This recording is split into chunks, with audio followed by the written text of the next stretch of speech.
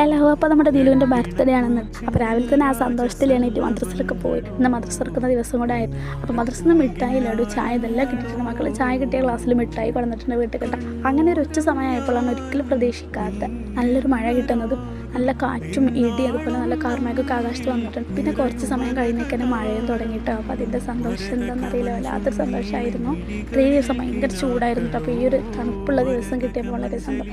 അങ്ങനെ രാത്രി സമയമായി ദിലുവിൻ്റെ കേക്കൊക്കെ വീട്ടിലെത്തിയിട്ടുണ്ട് കേട്ടോ.